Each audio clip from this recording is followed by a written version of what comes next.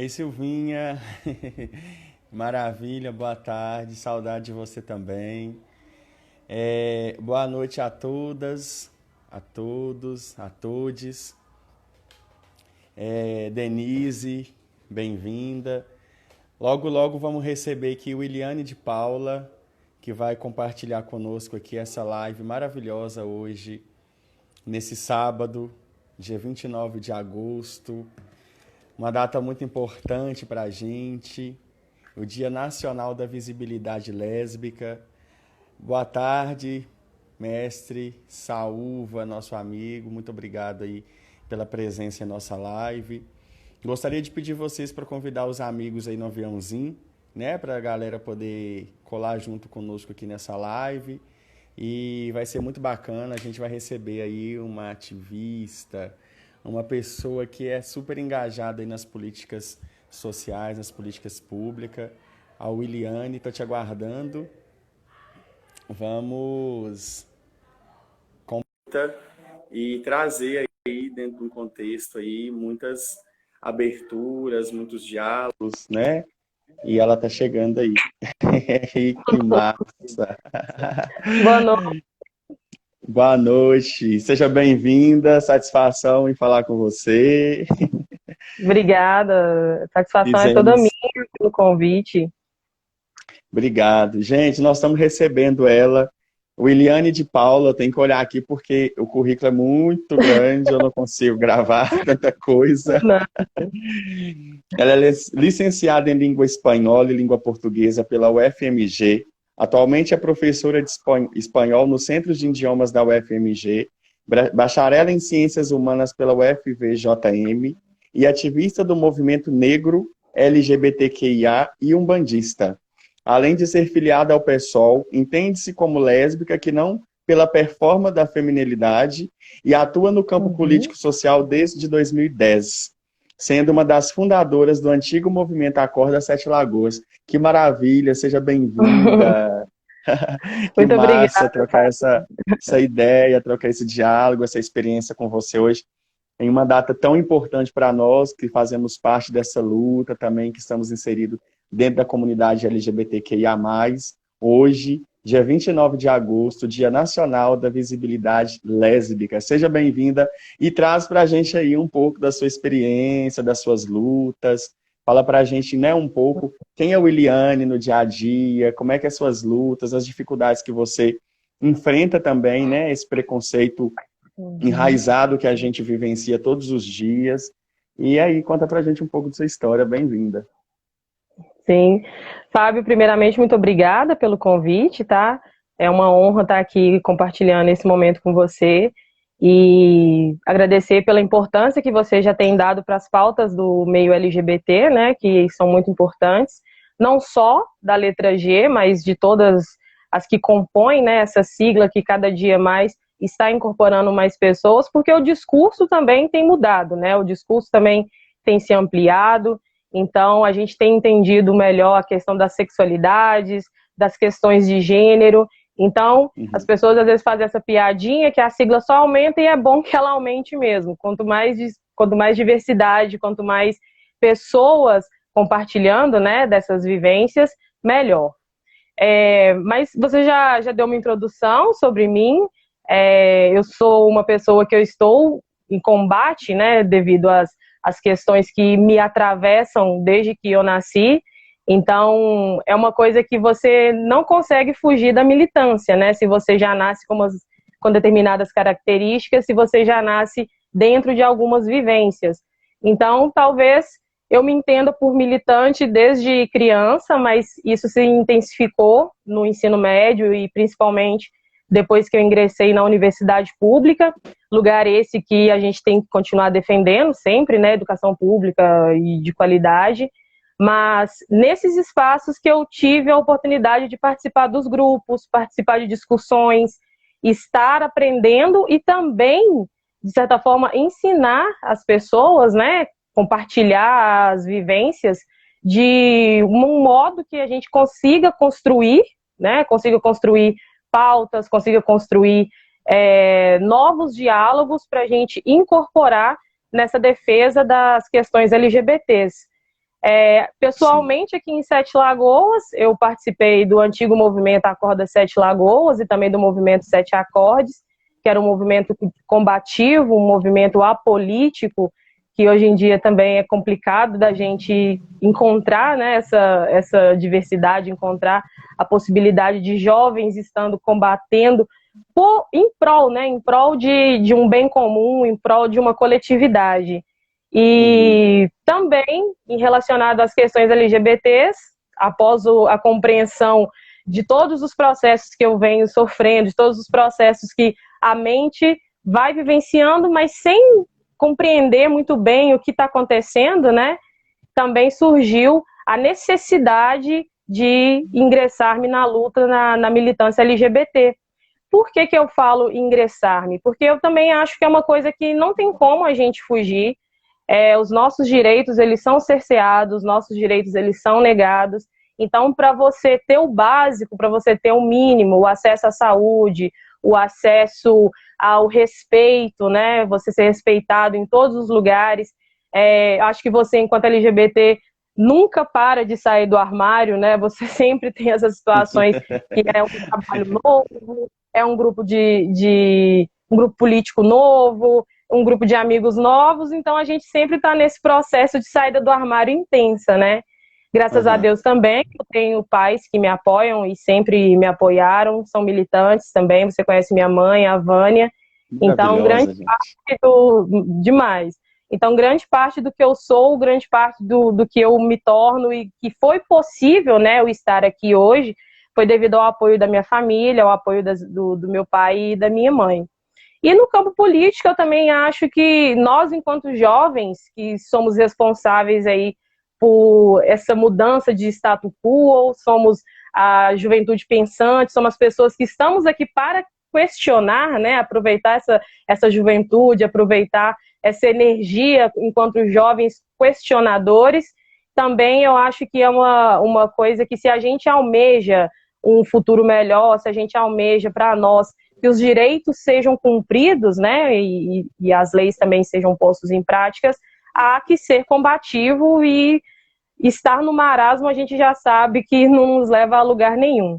Então, essa militância, eu imagino que é uma defesa enquanto a minha vida, enquanto a persona que eu sou, a persona das minhas características, que, infelizmente, né, devido a muitos motivos, devido a muitas questões fundamentalistas, sempre estão nos atravessando. E para a gente continuar sobrevivendo, tem que continuar lutando, não tem como. Fato, certo. Ô, Williane, a gente sabe, né, que a gente está hoje aqui para o pessoal que está chegando, sejam bem-vindas aí, toda a galera, bem-vindos, né, e todo mundo que está juntando conosco, que está colando. Hoje é um dia muito importante, muito mesmo, né, que todos os dias são importantes para a gente, que nós estamos na luta todos os dias, é importante a gente ressaltar isso, mas hoje foi o dia em que, dentro do seminário, né, onde acontecem as conferências nacionais LGBTs, foi dado à frente aí a visibilidade lésbica, né, no dia 29 de agosto de 1996, também através da luta da BGLT, que é a Associação Brasileira, e junto às ativistas lésbicas do Brasil que participam nessa construção, à frente aí da luta contra a lesbofobia. E hoje, para nós, é uma data muito importante. Gente, nós estamos recebendo ela, a Williane, que, além de ativista também, ela faz parte de várias frentes aí de luta na cidade aqui de Sete Lagoas.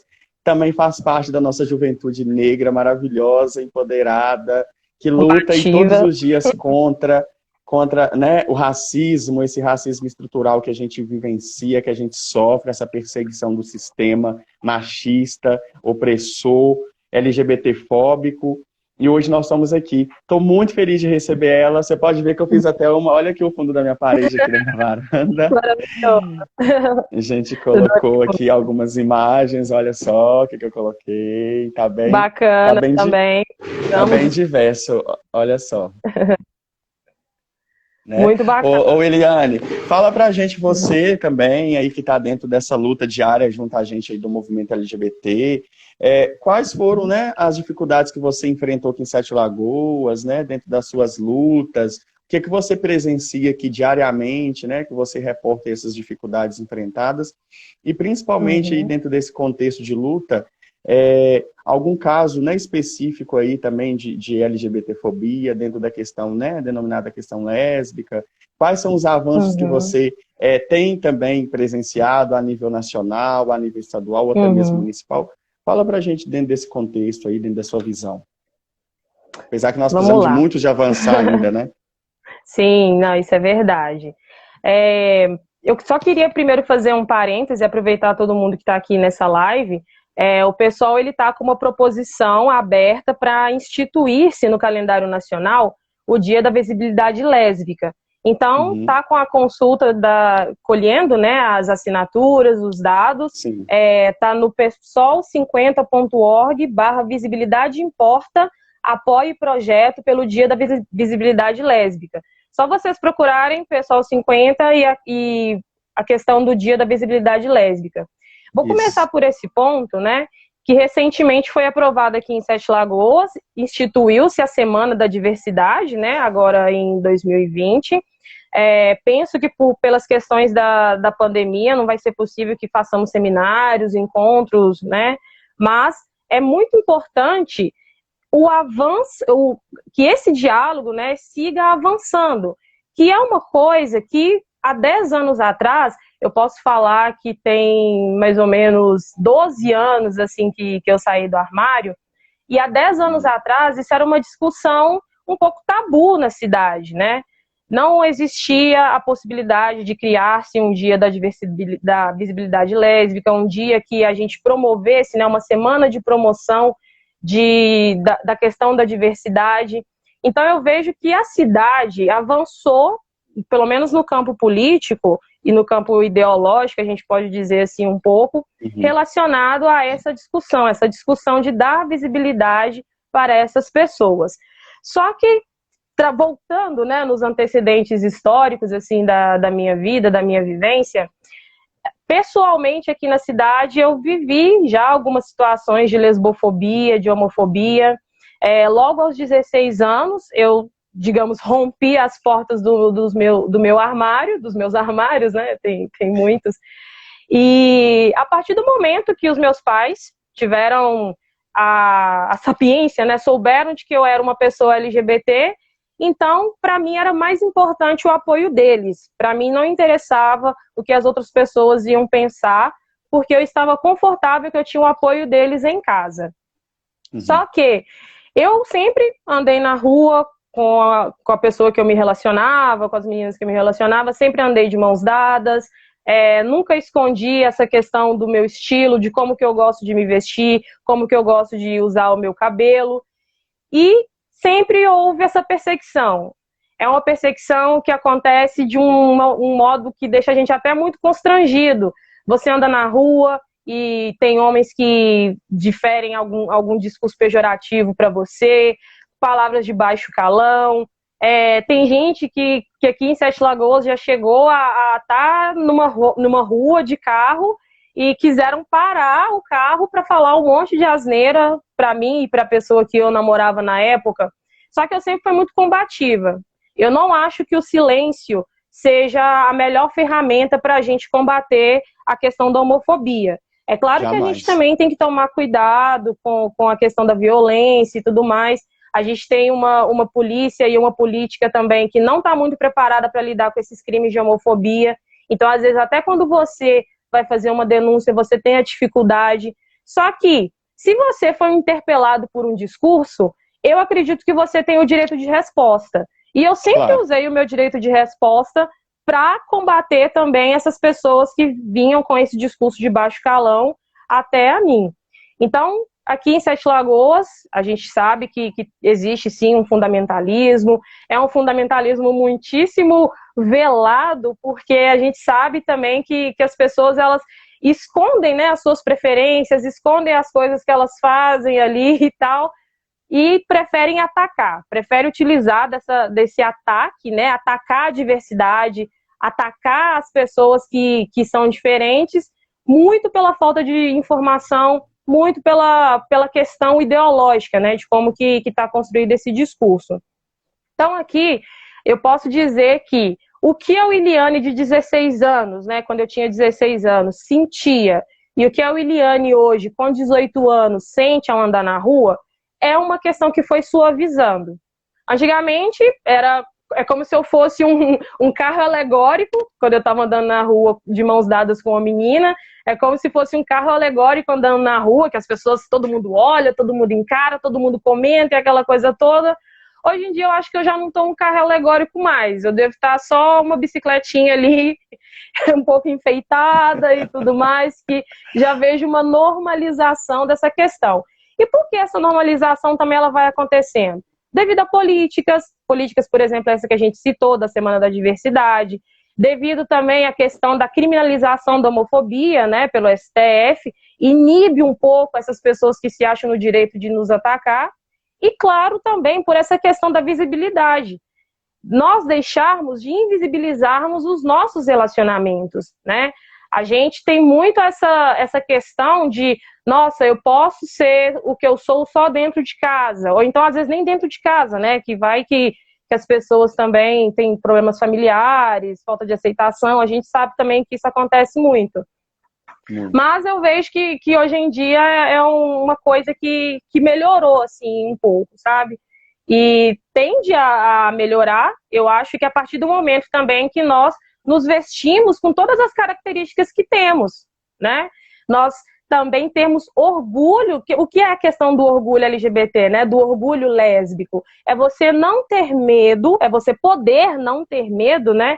De se expressar naturalmente com as características, com a sua integridade, com aquilo que você acredita, né? Então, quanto mais pessoas, eu imagino isso, quanto mais pessoas peitarem essas situações, quanto mais pessoas encararem essas situações, que é uma coisa que você não vai mudar, infelizmente, não tem como você mudar, não tem como você se ocultar de alguma forma, porque eu imagino que é uma caixinha que não cabe a gente. Algumas coisas vão acabar saindo, algumas coisas vão acabar influindo, né? E você não consegue ocultar as suas características, e isso é uma coisa que vai se tornar naturalizado quando a gente também se enxergar do modo naturalizado e humanizado, né? Que nós primeiros precisamos nos enxergar assim, e também as pessoas passarem a nos ver desse modo. Wiliane, quando você tocou em dois pontos aí, que eu vou até falar também, é a questão do despreparo, né, da questão da polícia militar em atender, né, essas ocorrências, essas agendas que na maioria das vezes acontecem, e que no grande despreparo a lidar com a diversidade, né? Eu falo que isso é uma questão muito importante da gente trabalhar essas políticas públicas, essas capacitações, porque isso faz toda a diferença, né? Até mesmo porque no início do ano, em fevereiro, a gente teve um caso de homofobia aqui em Sete Lagoas, onde que aconteceu na Lagoa do Boa Vista com um gay, e pelo simples fato de ele estar abraçado com um colega, um amigo, né, vamos dizer assim, porque não era de fato o companheiro dele, não era namorado, nada, sim, era apenas um amigo. Ele foi agredido, ele foi espancado a ponto de pedir a ajuda da polícia, e a polícia apenas dizer para as pessoas que estavam solicitando o atendimento, a ajuda, que isso era uma briga de viado, ainda usou esse termo, era uma briga de viado. Né? Então, assim, a gente vê essa LGBTfobia estampada aí na postura, é muito de construir, a gente temos muito a construir aqui em Sete Lagoas, essa luta aí, e esses diálogos, essas construções que eu falo até de orientar o sistema de segurança, porque na maioria das vezes eles são capacitados para isso, mas não colocam em prática, né? A gente deixa que a questão pessoal deles tomam à frente de tudo, a questão do machismo. E um outro ponto que você falou aí, né, da questão da comunidade lésbica, a questão do medo, né, às vezes em certos momentos de chamar, de provocar e de expor as dificuldades e as violências que estão sofrendo, é mesmo pela questão do medo. E quando você se refere nisso, a ONU está promovendo uma campanha, né, inclusive para o dia de hoje, dia 29 de agosto, com o tema Livres e Iguais, em especial para a data de hoje, celebrando as diversas identidades das mulheres lésbicas.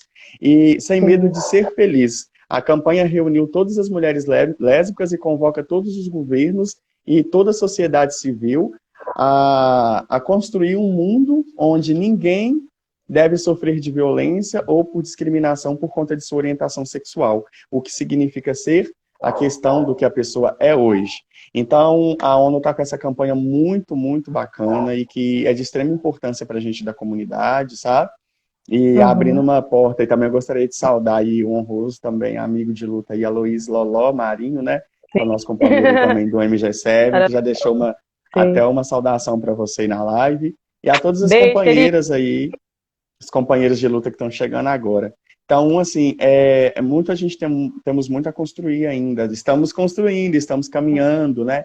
Nem tudo Sim. depende da gente, né? Quem dera se tudo dependesse de você, dependesse de mim, dependesse de Loló, dependesse da sua mãe que está aí acolhendo as mães LGBT, né? Mães de pais e pais LGBTs, de LGBTs. Temos aí também Uhum.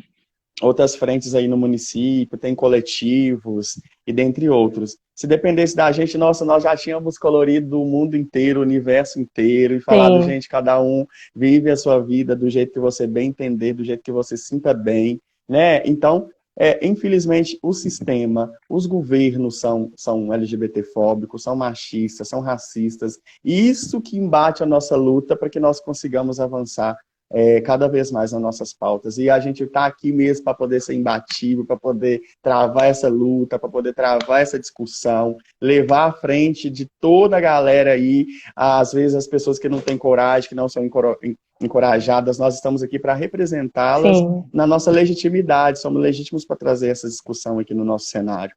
E eu sou muito feliz Sim. mesmo em compartilhar essa agenda com você, compartilhar essa agenda com outras companheiras de luta, porque eu sei da sua luta, eu não preciso de estar colado em você diariamente, não, mas eu sei a forma que você trabalha, eu sei a forma que você luta, o preconceito que você sofre também eu sofro, né? Nós sofremos por nós sermos negros, por nós estarmos no espaço de fala, hoje ocupando os espaços de fala, que é o que nós temos que fazer todos os dias, que a gente, enquanto a gente não incentivar os outros colegas, as outras pessoas, para estar nos espaços de falas, a tendência dessa massa aí racista, essa massa machista aí, é de nos invisibilizar, como você fala, tenta nos invisibilizar todos os dias, a todos os momentos, nos silenciar, e nós não vamos mais, Uhum. nós não aceitamos isso mais, né? De forma Saímos dos alguma. armários, vamos deixar os armários abertos, então ali vão colocar os homofóbicos, os LGBTfóbicos, e vamos Sim. colocar as trancadas ali dentro. Queimar.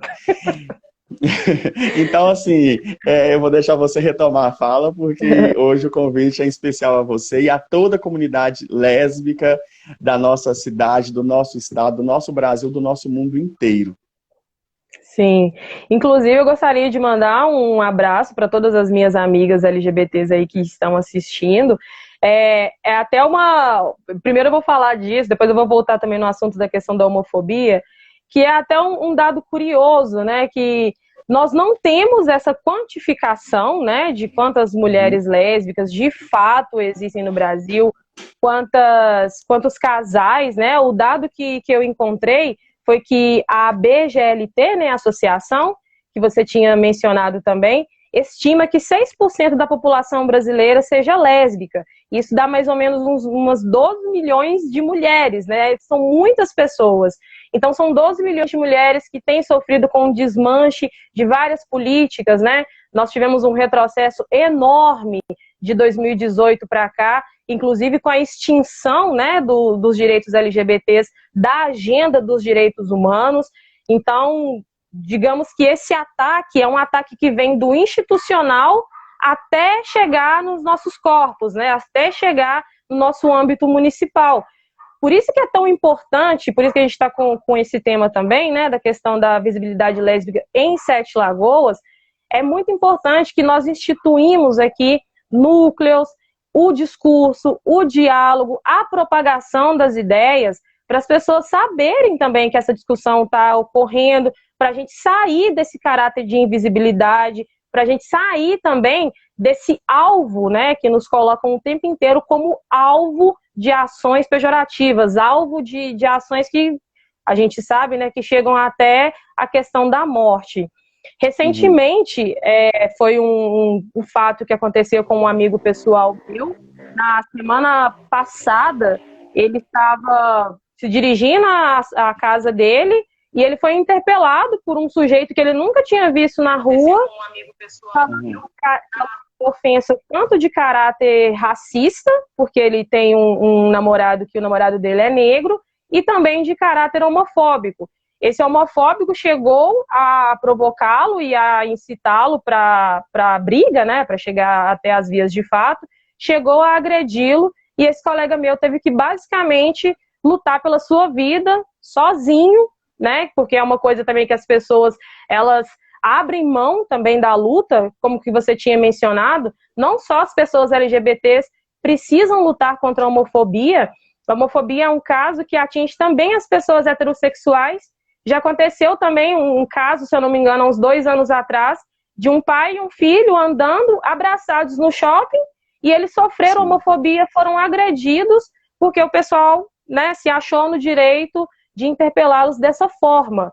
Então, não é uma coisa que vai atingir só os LGBTs, também é uma força, né, um preconceito que atinge também as pessoas heterossexuais. Atinge, né, você não pode expressar amizade, você não pode expressar, você não pode abraçar uma pessoa que é do seu mesmo gênero, né? Que tempos de barbárie são esses que nós vivemos. Você não pode abraçar o seu irmão na rua, você não pode abraçar o seu colega, você não pode abraçar a sua mãe, que você vai ser atacado.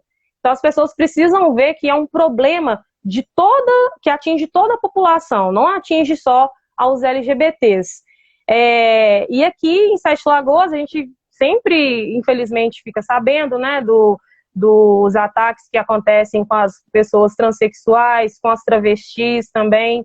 Então é uma constante que nós vemos, né, que nós infelizmente vivenciamos, de ataques, que eu tenho para mim que é uma coisa que é, digamos, fomentada por esse desmanche das políticas que vem desde a esfera federal mesmo, né? Se a gente tem um líder, se nós possuímos lideranças que permitem que essa violência seja cometida, então as pessoas que também não, né, são homofóbicas e não respeitam as outras pessoas, também vão se sentir no direito de nos atacar, porque eles têm aval disso. Eles têm aval de uma polícia que, quando a gente vai procurar fazer um boletim de ocorrência, né, que também os boletins de ocorrência, não só para o caráter da gente fazer a denúncia, mas também são importantes para a gente quantificar os dados, né, porque os dados, eles são quantificados hoje em dia através das denúncias do Disque 100. O Grupo Gay da Bahia faz um esforço enorme para buscar, né, os dados das violências que infelizmente ocorrem, mas a gente está, digamos, preso em diversas esferas. Não temos o apoio, nós hoje em dia estamos fora, como eu havia dito, das agendas dos direitos humanos, e também quando a gente, porventura, vá sofrer algum tipo de violência, também temos uma enorme dificuldade para conversar, para até dialogar com esses senhores, né, que deveriam garantir a nossa segurança. Então, eu acho que é um diálogo, eu acho que, como você tinha mencionado, falta formação, falta informação também, né, para você saber como que aquela pessoa, como que as violências atingem as pessoas de diversos modos. Ultimamente, os dados que nós temos, que colhem, né, sobre a questão das mortes de LGBTs, também aportam os dados que estão diretamente conectados à questão do suicídio. Então, esse suicídio ele vem fomentado por diversas violências psicológicas que nós não conseguimos muitas vezes fazer esse registro, fazer esse combate. Então, não é só a questão da via de fato, né? A questão de realmente essas violências que nós sofremos simplesmente por ser, né? De andar na rua, de escutar ali uma ofensa, de ser interpelado muito pela falta de respeito aos seus direitos, né? E principalmente eu acho que em relação às lésbicas, né? Nós, mulheres lésbicas, que eu me defino e me considero, né? Sou uma mulher lésbica. Nós, mulheres lésbicas, geralmente, né? Estamos ali em duas mulheres, sofremos diretamente com a violência do machismo, sofremos com a questão do falocentrismo, né? As pessoas não enxergam legitimidade nas nossas relações por causa desse ideal de que se necessita do falo, né? Para as relações serem concretas e definitivamente isso não condiz, não é verdade. Sofremos com a questão da lesbofobia, né, homofobia também que nos atinge, e também da hipersexualização, né?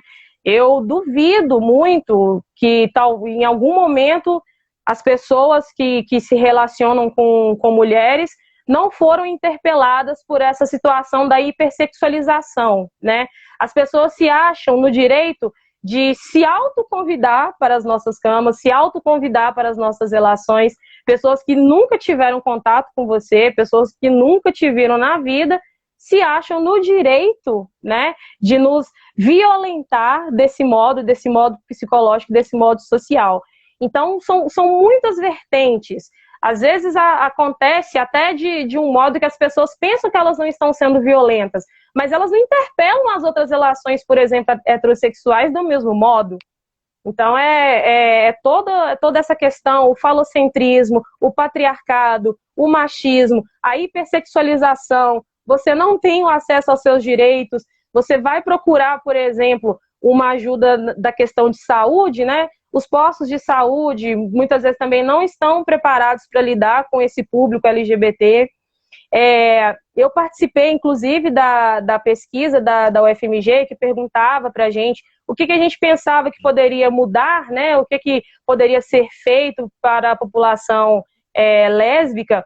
Por exemplo, poderíamos estar nesse calendário nacional de vacinação para vacinarmos contra o HPV, por exemplo. Então, eu vejo que, às vezes, são coisas simples de serem feitas, sabe?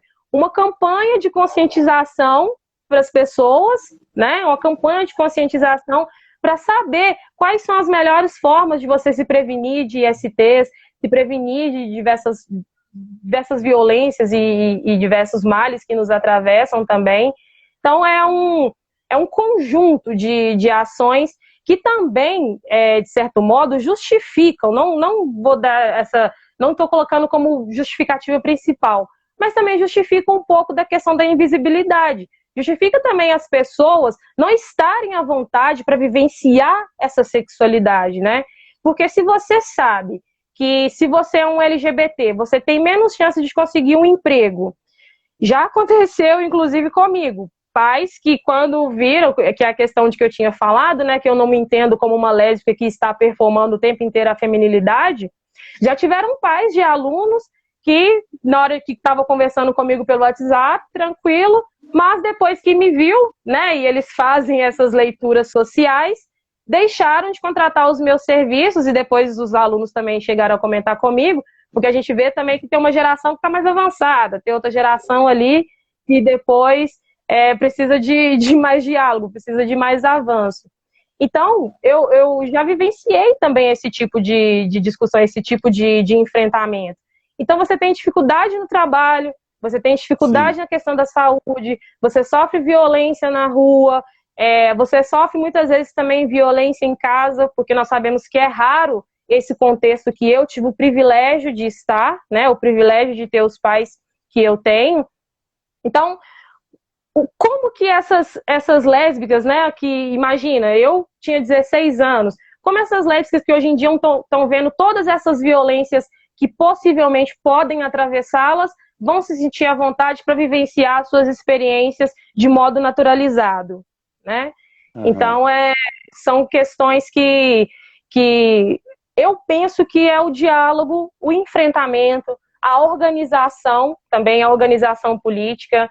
Nós somos responsáveis diretamente pelo andamento do nosso poder, né? Da questão de como está andando a governabilidade do nosso país. Nós precisamos de governantes, nós precisamos de legisladores que estejam comprometidos com a causa LGBT, que estejam cientes de todas essas violências, cientes de todas essas coisas que nos atravessam, cientes de toda a problemática que tem para se resolver, porque é uma problemática que vem desde a esfera, né, de dentro de casa, até das questões judiciais, até quando você, infelizmente, vá sofrer esse tipo de violência. Então, é um problema enorme, nós precisamos nos posicionar, apoiar pessoas que se posicionam e continuar, porque é uma luta constante. A mudança de paradigma é uma mudança lenta e é uma coisa que tem que ser feita constantemente, como você tinha mencionado no começo, né? Não só hoje, no dia 29, né, que marca essa questão da visibilidade lésbica, mas, obviamente, todos os dias. Pode parecer que não, mas eu imagino que, minimamente que seja, né, é uma foto que você consegue postar com a pessoa que você ama, é você conseguir andar na rua e ter o apoio da pessoa que você está, ter o apoio dos seus pais, é você enfrentar isso, né, de cabeça erguida, e eu sei que é uma situação muito difícil para ser feita, realmente não são todas as pessoas que têm essa compreensão, mas minimamente, fazendo dia a dia, eu acredito que a gente consiga chegar numa prosperidade aí futuramente, né? São coisas para se fazer no presente, constantemente do presente, para a gente buscar um futuro mais próspero para nós LGBTs. Ô, Eliane, você colocou uma passagem aí na questão do emprego, né? Essa falta de acesso, essa dificuldade da nossa comunidade LGBTQIA+, conseguir serem inseridos dentro dos espaços, dentro das empresas, etc. Eu trabalhei há um certo tempo na empresa OMR, do ano de 2009 a 2011, quase 2012. E lá eu tive a oportunidade de ter sido, né, contemplada a chegar ao cargo de RH. E quando eu cheguei nesse cargo, eu lembro até a fala de Beth, que tinha um bar ali no Boa Vista, que a saudosa, maravilhosa companheira também, que eu admiro muito, que em toda a minha vida eu vou ser muito grata a ela também por ter, né, aberto aquele espaço para nós, para nossa comunidade. É um orgulho muito grande. Né? Então, assim, aí eu comecei a trabalhar na questão, né, da área dos recursos humanos, fui fazer as entrevistas com as pessoas que entravam na empresa, então essas pessoas passavam por mim. E quando eu identificava algum LGBT, óbvio, né, eu dava muita oportunidade, eu ajudava, não só LGBTs, qualquer pessoa, mas eu falo assim, eu direcionava muito também, porque a gente sabe a dificuldade que a gente tinha de conseguir emprego, principalmente pessoas trans, pessoas que você vê que está no processo de entendimento, de aceitação, de transformação, etc. Né? E eu lembro uma vez que Beth falou assim, Fábio, foi só você ir para o RH que a empresa tá cheia de gay, de lésbica, de não sei. Eu falei assim, minha filha, mas se a gente nós não dermos oportunidade para as pessoas da nossa comunidade, quem vai dar? Se a gente não tiver que ajudar essas pessoas a serem inseridas, a terem visibilidade, quem vai ajudar? Né? São minorias, são poucas pessoas que fazem isso, né? E outra coisa muito séria também que a gente vivencia, também como você muito bem fala, a questão da violência também dentro do sistema de saúde, a mulher violentada dentro do sistema de saúde, né? E isso é muito sério, a gente precisa de construir políticas públicas mesmo que, de fato, lute contra essa violência que essas mulheres sofrem, né? E também a violência, não falo, ela só no contexto, ela tem várias formas de serem identificadas, né? Desde a sua identidade, desde a forma que você é atendida dentro do sistema de saúde, desde a maneira que o especialista te identifica, te refere, até mesmo na questão de identificação dos abusos que as mulheres sofrem dentro do sistema de saúde.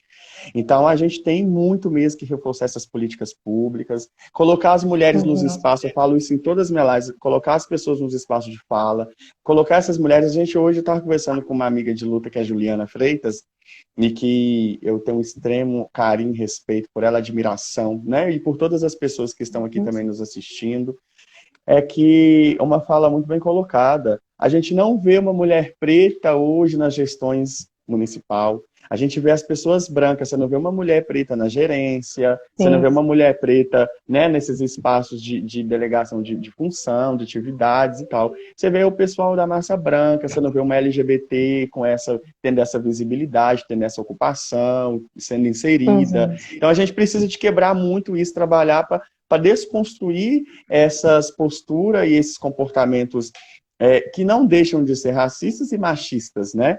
Então, a gente precisa de trabalhar, de fomentar as políticas públicas, cobrar dos poderes, né? Seja executivo, seja o poder nacional, estadual, seja de quem for, começar a inserir mesmo, a partir do momento que eu coloco você dentro de uma pasta muito séria, que é dos direitos humanos, com certeza você vai trabalhar para que efetivássemos e efetivamos ações voltadas às políticas LGBTs, as políticas da igualdade racial, as políticas, né, da população em situação de rua, as políticas da nossa juventude de periferia, das mulheres. Então a gente precisa mesmo, e principalmente, lutar contra, né, a criminalização de tudo isso, que somos criminalizados a todo tempo, ainda por mais que tenhamos aí ações que o Supremo Tribunal Federal reconhece, mas na maioria das vezes, na prática, isso não é realizado, né? A gente vê as pessoas sabendo que ela pode ser punida, que ela pode ser, até mesmo levar um julgamento, ainda essas pessoas ainda atravessam toda essa questão, todas essas leis e tudo, e através disso a gente fortalecer as políticas públicas, que é a partir daí que a gente vai fazer toda a diferença. Mas para que essas políticas públicas sejam realizadas e que nós consigamos fazer com que isso aconteça, nós precisamos de lutar para que essas pessoas estejam no espaço de fala e no espaço de luta. Completamente, Fábio. Sobre a saúde, é uma coisa até muito importante a ser dita, que pouco se fala sobre a saúde da mulher lésbica, da mulher trans, das travestis e também das mulheres bissexuais. Pouquíssima coisa se fala. Eu lembro que na minha formação, porque eu sempre corri muito atrás da informação, sempre corri atrás de saber como que eu poderia me proteger, o que eu poderia fazer, né, por mim, também pelas minhas parceiras, e é uma falta de material, né? Se eu não me engano, só em 2010 que surgiu a cartilha da promoção da saúde da mulher lésbica, da mulher bissexual, e essa cartilha era totalmente limitada. Você vê que o modo que você é tratado numa consulta pública, né, é o modo também que nós temos de informação. O pouco trato com a questão na materialidade, a gente vê também que vem da falta de informação, da falta de material, da falta de acesso, né, a toda essa informação. Então, quando você buscava, assim, por exemplo, quais são os meios de prevenção que nós podemos buscar de proteção na questão do sexo lésbico, por exemplo, você encontrava coisas mirabolantes. Se você perguntasse para o seu médico, que eu sempre fui uma pessoa também que eu procurava saber sobre isso, eu procurava saber com o meu médico, e tanto o meu, como também ginecologistas de outras amigas, falavam: não, você é lésbica, você não tem que fazer mais preventivo. Não, já que você só está se relacionando com outra mulher, não tem mais a necessidade de você ter essa proteção, que é uma falácia enorme, né? Então, se isso vem de um tempo recente, que é de 2010 para cá, então nós imaginamos que no passado a desinformação era enorme. E quantas mulheres poderão aí estar sofrendo de diversas enfermidades devido a essa falta de políticas, né? Que isso também vai ressoar na falta de políticas que cubram essa lacuna, né? Então, quantas mulheres podem estar sofrendo aí diversos males por falta de organização do governo perante as nossas pautas, né? Então, é uma coisa antiga e que perdura até a atualidade. Eu conheço também amigas que falam sempre: nossa, o meu ginecologista está se recusando a fazer o meu exame preventivo só porque agora eu passei a me relacionar com a mulher. E não pode, sabe? Eu acho que todas as meninas que estão aqui ouvindo, nós temos que procurar, sim, as melhores formas de nos proteger, cuidar da nossa saúde, porque nós já vemos que o governo, né, não está nem aí pra gente. Então, a gente precisa correr atrás dessa informação, correr atrás desse tratamento, que é um direito nosso. Claro. Então, a falta de tato é completamente.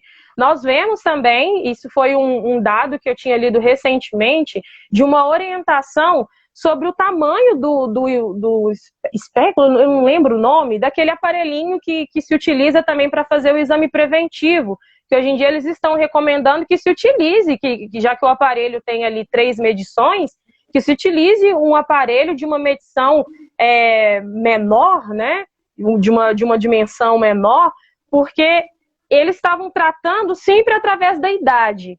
E aí vai tratar uma mulher de 40 anos que nunca se relacionou com homem, ou então está ali há mais de 20, 30 anos, sei lá, sem se relacionar com o homem, e aí sofre essa violência na hora de fazer um exame, na hora de buscar os seus direitos em relação à saúde.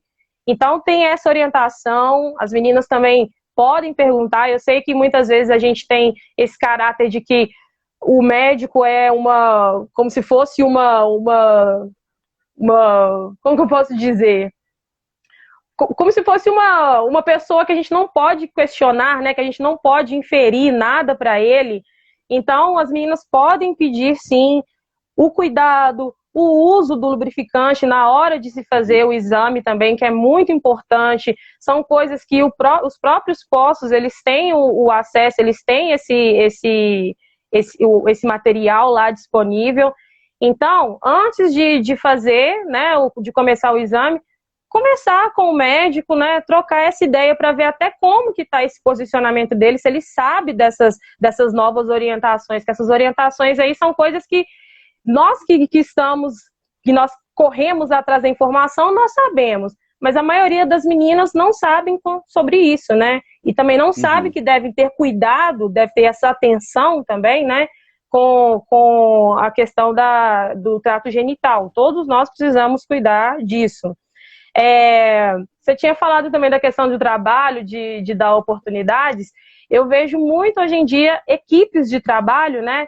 Tem inclusive as barbeiras lá de Belo Horizonte, que são meninas que montaram uma barbearia e trabalham juntas. Coletivos também, que sempre estão pensando, né? Ajudar essas pessoas LGBTs puxando LGBTs, os pretos ajudando os pretos.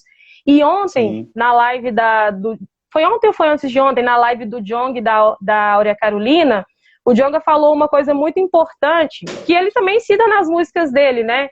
Do que adianta um preto livre em Belo Horizonte se meus iguais não têm acesso à fonte? E aí ele menciona que o ideal não é termos líderes, não é a Williane ser a representante da comunidade lésbica em Sete Lagoas, não é o Fábio ser o representante da comunidade gay em Sete Lagoas, não é termos esses postos de pessoas que ocupam esse dever, né, de estar dando visibilidade, de estar puxando.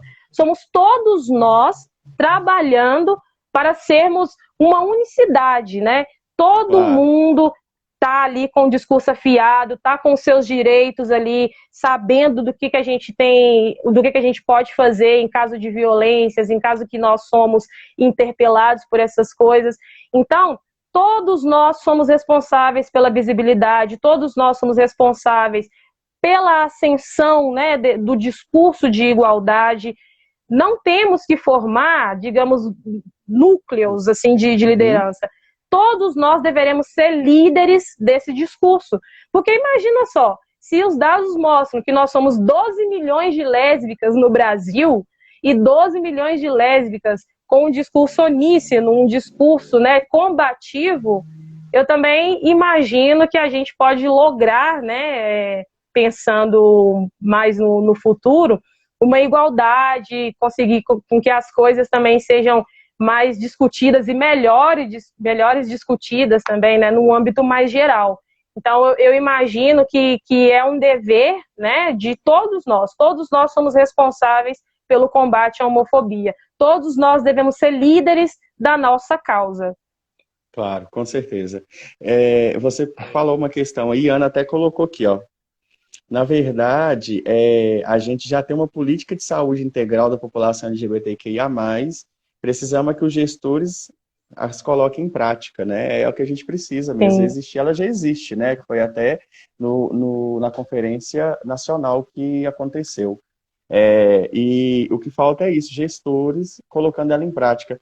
Mas também, eu falo que quando essas violências acontecerem, por isso que nós devemos ter também, né? Um conselho de políticas de direito LGBT que receba também junto a outros órgãos essas denúncias, né? Para isso a gente tem que colocar esse conselho, tem que fazer ele funcionar e efetivar as lutas dessas pessoas também nos espaços dentro dos conselhos. Então, a importância também do Conselho de Política e Direito LGBT dentro do município é de extrema importância para que a gente consiga também, junto aos movimentos, junto às pessoas, junto na questão individual de cada um também, cada um reconhecendo a sua luta, como você muito bem coloca, né? A gente fazer essas denúncias e levantando isso aos órgãos de apoio aí que trabalham contra as violações de direito. Mas é de extrema importância a gente ter né, a funcionalidade do Conselho no município.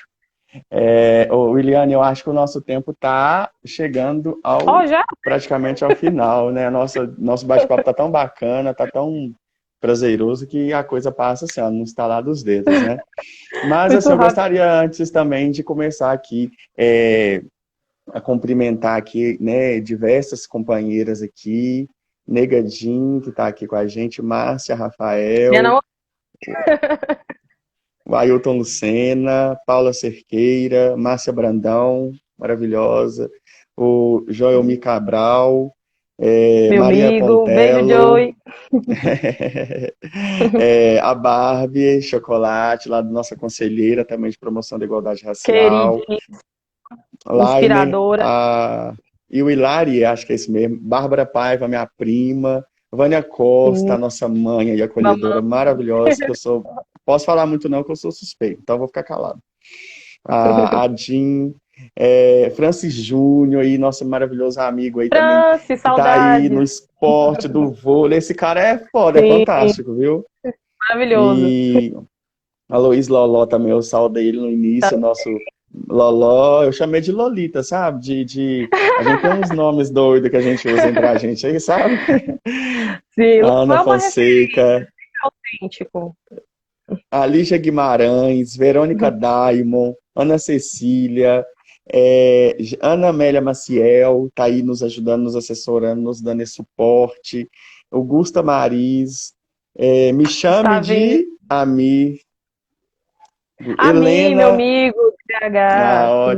Hortência Moraes também, que é uma super companheira minha de luta e que me ajuda muito mesmo.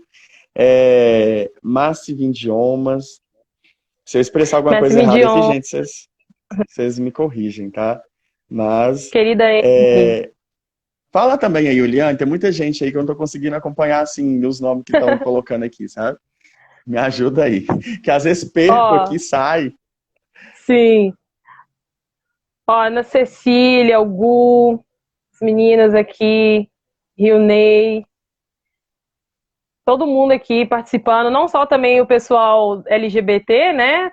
Também a comunidade hétero aí nos acompanhando. Claro. Sempre é uma luta de todos, é uma luta por igualdade, é uma luta por direitos, né? Direitos que são negados para pessoas, é o direito da humanidade, né? O que está sendo negado para nós, no final das contas, é o direito à humanidade, a você existir, né? Então, a partir do momento que todos nós também comungamos com os direitos para todas as pessoas, passa a ser o nosso dever combater, né, aqueles que estão sendo privados desses direitos.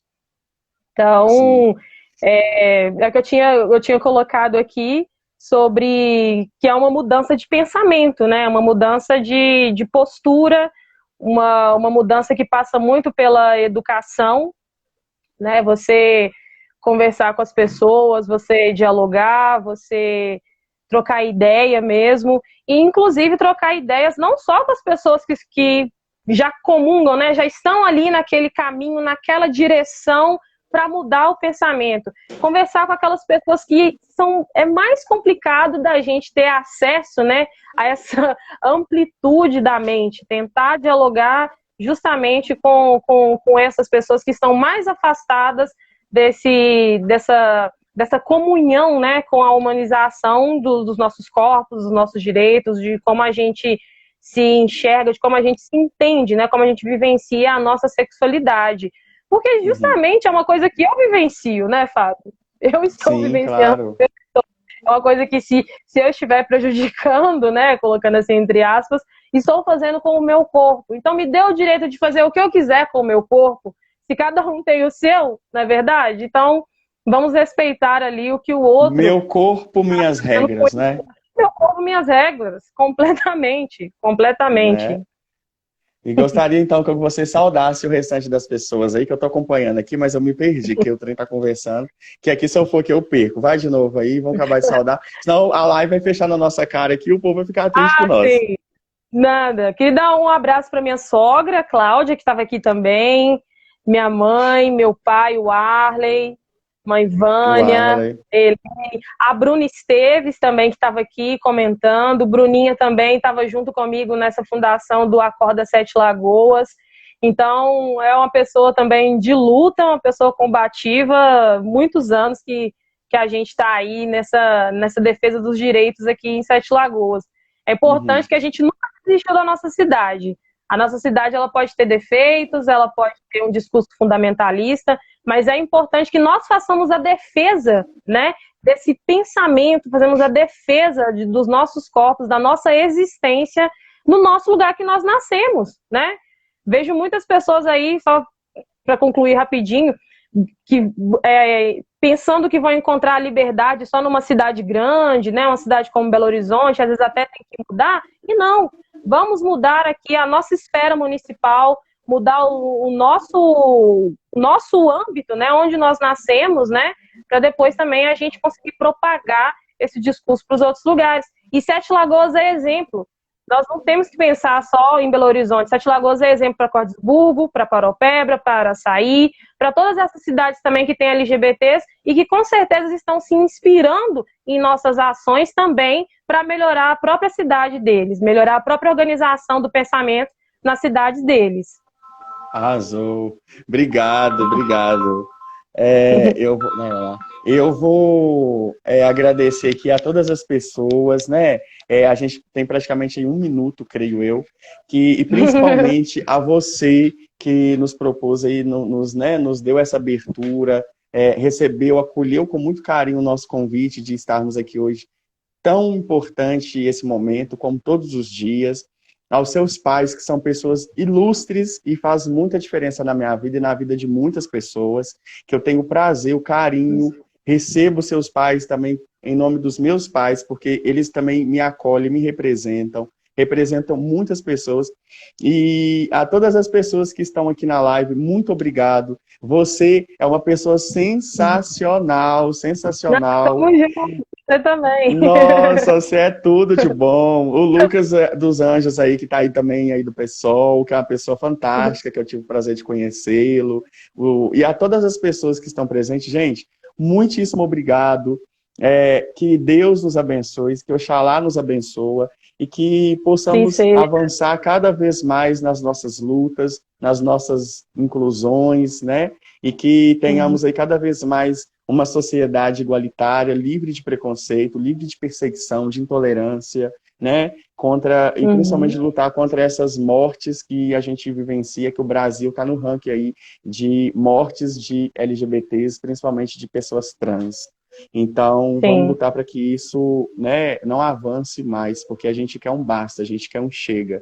Ninguém é obrigado a me receber, ninguém é obrigado a gostar de mim, mas vocês são obrigados a nos respeitar, tá? Porque nós temos que viver na sociedade de respeito. Vocês não têm que nos... Eu não sou obrigado a gostar de Fábio, a querer ver meu íntimo, meu pessoal, mas você é obrigado a me respeitar, sim. E muito obrigado, Eliane.